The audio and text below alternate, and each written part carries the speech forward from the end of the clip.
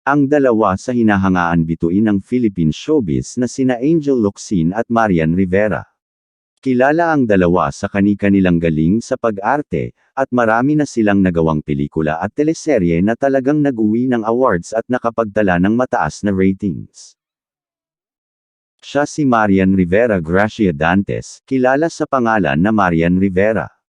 Siya ay ipinanganak sa Madrid, Spain, kina Francisco Javier Gracia Alonso, isang Kastila, at Amalia Rivera, isang Pilipino mula sa Cavite. Ang kanyang mga magulang ay nagpakasal at kalaunan ay naghiwalay noong siya ay 3 taong gulang, pagkatapos ay dinala siya ng kanyang ina sa Pilipinas kung saan siya lumaki. Si Marian ay nagsimula bilang isang komersyal na modelo at nakipagsapalaran sa pag-arte noong kalagitnaan ng 2000s. In 2005, pinakilala siya sa pelikula na Enteng Kabisote 2. Ang pelikula ay nakakuha sa kanya ng isang nominasyon para sa New Movie Actress of the Year, sa 2006 Star Awards para sa mga pelikula. Nagsimula siyang gumanap ng minor at supporting roles sa iba't ibang proyekto at sumikat sa remake na Marimar 2007. Nagkamit siya ng mas malawak na pagkilala para sa kanyang mga nangungunang tungkulin sa mga palabas sa telebisyon tulad ng Jezebel 2008. Darna 2009, Endless Love 2010, Amaya 2011, headline niya ang Amaya, isang historical drama fiction nanalo siya ng ilang mga parangal kabilang ang Favorite TV Actress, sa 2011 KZONE Awards, Best Actress, sa isang primetime television series sa NSSUA Awards, at sa unang pagkakataon bilang Best Actress, sa Golden Screen TV Awards noong 2013, at ang Temptation of Wife 2012, na nagbigay sa kanya ng isang Best Actress award sa PMPC Star Awards for TV at isang Best Actress in a Lead Role na nominasyon mula sa 18th Asian Television Awards. Siya rin ang nanguna sa remake ng Super Inday at ang Golden Bibe, na nakakuha sa kanya ng nominasyon para sa Best Actress sa Metro Manila Film Festival. Nakakuha siya ng 3 nominasyon sa FAMAS Award para sa pinakamahusay na aktres para sa mga pelikulang Ang Panday 2 2011, Kung Fu Divas 2013, at Rewind 2023. Bukod sa Rewind, ang pinakamatagumpay niyang pelikula sa box office ay ang Shake, Rattle at Roll. Noong 2023, inanunsyo si Marian na magbibida sa Rewind, isang 49th Metro Manila Film Festival film entry. Ang kanyang pagganap ay kritikal na pinuri, na nakakuha ng kanyang maraming Best Actress na panalo at mga nominasyon sa iba't ibang award-giving bodies. Ang pelikula ay kasalukuyang the highest Filipino film of all time, na nakakuha sa kanya ng titulong Phenomenal Box Office Star mula sa 2024 Box Office Entertainment Awards. Siya ay tinanghal na pinaka-sexing babae sa bansa ng FHM Magazine, at kasama rin sa pinakamainit na listahan ng iba pang mga magazine tulad ng Maxim at Uno. Siya ang kauna-unahang Pinay na naluklok sa Hall of Fame ng FHM Philippines para sa pagiging pinaka-sexing babae sa bansa sa loob ng 3 pinagsama-samang taon noong 2008 at 2013.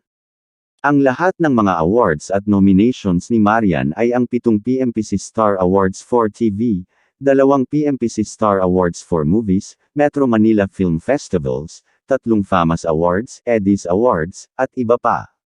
Itinalaga din ng Kongreso ng Pilipinas bilang Ambassador for Women and Children with Disabilities si Marian, at isa ring voluntaryo ng maraming institusyong pangkawanggawa.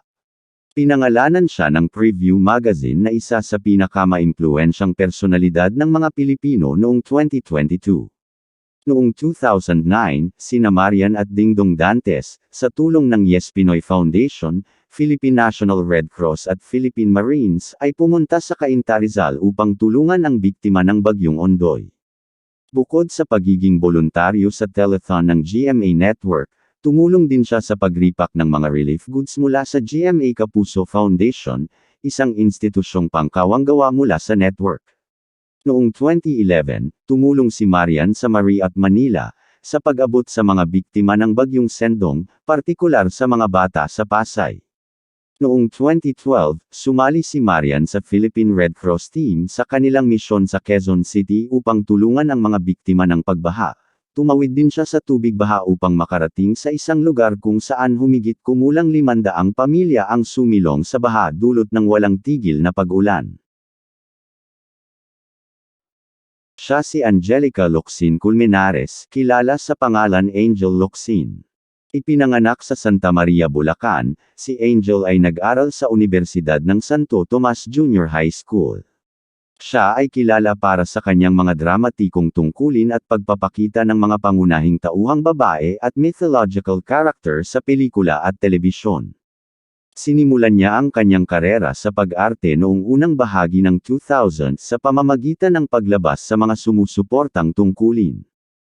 Ginawa ang kanyang debut sa pelikula bilang ang Batang Rebino Gokong sa 2000 biographical drama na Pinglakson, Super Cup. Pagkatapos ay pumirma siya ng isang management deal sa GMA Network at natanggap ang kanyang unang bahagi sa telebisyon bilang regular na serye sa ikalawang season ng teen show na Click. Sinundan ito ni Angel ng mga guest role sa ilang palabas sa telebisyon, kabilang ang Iibigin Ay Ikaw 2002, at Twin Hearts 2003. Siya ay lumabas sa ikalawa at ikatlong yugto ng Mano Po film franchise, Mano Po to My Home 2002, at Mano Po 3 My Love 2003.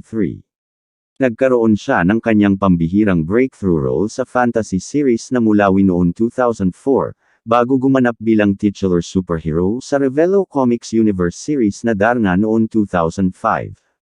Tinanggihan ni Angel ang isang serye sa muling paggawa sa telebisyon ng Marimar pagkatapos pumirma sa 2008 drama series ng ABS-CBN na Lobo.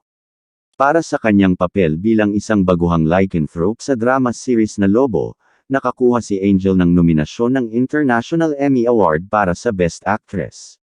Siya ay lumabas sa well-received na mga romantikong drama, tulad ng Love Me Again 2009, In the Name of Love 2011, at Unofficially Yours 2012, na huling pinakamataas na kinita na release ni Angel. Ang pelikula ay naging pinakamalaking komersyal na tagumpay ni Angel hanggang sa kasalukuyan, na nakakuha ng 194 na milyong piso sa takilya. Ang Four Sisters and a Wedding ay isa din komersyal na tagumpay, na kumita ng 175 na milyong piso sa takilya. Para sa pelikula, nakatanggap si Angel ng mga nominasyon ng FAMAS at Star Award para sa Best Actress. Bumalik siya sa telebisyon bilang pangunahing papel sa serye ng drama na The Legal Wife 2014, kung saan nakakuha ng award sa Star Awards for TV bilang Best Drama Actress, at Box Office Entertainment Awards. Ang drama ng pamilya na One More Try 2012, kung saan gumanap siya bilang isang solong ina na nag-aalaga sa kanyang anak na may sakit, ay nakakuha ng kanyang Best Actress na panalo sa Box Office Entertainment Awards, FAMAS Awards, Luna Awards, at Star Awards. Nakatanggap ulit siya ng Star Award para sa Best Drama Actress para sa kanyang pagganap bilang isang indoctrinated military nurse sa spy action thriller series na The General's Daughter 2019. Pagkatapos ay gumanap siya bilang isang may depektong mukha na biktima ng pang-aabuso sa isang yugto ng serye ng antolohiyang Maalaala Mo Kaya. Ang pagganap ni Angel ay nakakuha sa kanya ng Star Award para sa Best Single Performance by an Actress. Siya din ay binanggit bilang pinaka-sexing babae sa buong mundo ng FHM Philippines noong 2005 at 2010. Si Angel ay nakakuha ng mga awards at nominations sa Asia Pacific Film Festival, 4 na Box Office Entertainment Awards, 2 The Edis Awards, 7 FAMAS Awards, 2 Gawad Pasado, 5 Gawad Tanglaw, 12 Star Awards for TV, 2 Star Awards for Movies, Golden Screen Award, Luna Awards, International Emmy Award, at iba pa. Kilala din sa kanyang humanitarian efforts, si Angel ay tinanghal na isa sa Asia's Heroes of Philanthropy ng Forbes at Asia's Leaders of Tomorrow ng Tatler. Nagsusulong siya ng iba't ibang layunin, kabilang ang tulong sa kalamidad, edukasyon, at mga karapatan ng kababaihan. Nakilala si Angel sa kanyang mga field mission sa mga settlement camp ng mga internally displaced person noong 2017 armed conflict sa Mindanao. Siya ay isang aktibong boluntaryo at isang ambasador ng Philippine Red Cross. Sa resulta ng mga bagyong Ondoy at Pepeng noong 2009, sumama siya sa aktres na si Ann Curtis at nag-organisa ng fundraising initiative na tinawag na Shop at Share, na nakalikom ng 1 milyong piso sa tulong ng Emergency Assistance for the Non-Profit Organization. Nagbigay din siya ng 600,000 piso para sa Sagip Ka Pamilya Fund ng ABS-CBN Foundation. Noong 2013, ibinaste ni Angel ang kanyang 1970 Chevrolet Chevelle at naibigay ang nalikom sa mga relief efforts para sa bagyong Yolanda. Pagkatapos ng mga lindol sa Cotabato noong 2019, pinadali niya ang mga relief operations at nag-ambag ng 1 milyong piso na tulong pinansyal. Pagkalipas ng 2 taon, nangako si Angel na mag-donate ng 2 milyong piso sa tanggapan ng pangalawang Pangulo ng Pilipinas upang tulungan ang mga biktima ng bagyong Odette. Sa panahon ng pandemya ng COVID-19, nag-curate sina Angel at Ann Curtis ng isang auction na nakalikom ng 6 milyong piso bilang suporta sa mga pagsisikap na magbigay ng mga bakunang COVID-19 sa Pilipinas. Nagsulong din si Angel para sa edukasyon ng mga bata. Pinondohan niya ang mga scholarship at personal na nag-ambag ng higit sa $300,000 o 17 milyon pesos. Noong 2017, siege sa Marawi, tinatayang 200,000 residente ang napilitang umalis sa kanilang mga tahanan, kabilang ang 2,500 lumad. Sa mga sumunod na linggo, naglakbay si Angel sa Mindanao at nakipagpulong sa mga internally displaced na tao sa mga settlement camp sa Baloy, Iligan, at Marawi, kung saan nagbigay siya ng mga supply ng pagkain at tulong pinansyal. Nakatanggap ng malawak na pagkilala si Angel para sa kanyang makataong gawain. Noong December 2019, pinangalanan siya ng Forbes magazine na isa sa mga bayani ng pagkakawanggawa ng Asia para sa isang dekada ng mga kontribusyon sa iba't ibang layunin ng pagkakawanggawa. Siya ay hinirang na Ambassador for Peace and a Humanitarian Advocate ng Gawad Filipino Awards. Kinilala siya ng Tatler magazine bilang isa sa Asia's Leaders of Tomorrow sa taunang listahan ng Genti ng publikasyon noong October 2020. Nang sumunod na taon, natanggap ni Angel ang inaugural Spirit of Philanthropy Award mula sa Philippine Red Cross. Ang dalawa ay parehong magaling sa kani-kanilang pamamaraan o bilang artista. Hindi lang magaling kundi sila ay may malasakit din sa mga tao, at maraming naitulong sa bayan lalo na sa mga sakuna. Ang pagkakaibigan nina Marian Rivera at Angel Locsin ay patunay na kahit sino ay kayang bumuo ng magandang relasyon sa kabila ng pagtatrabaho sa dalawang magkaibang network.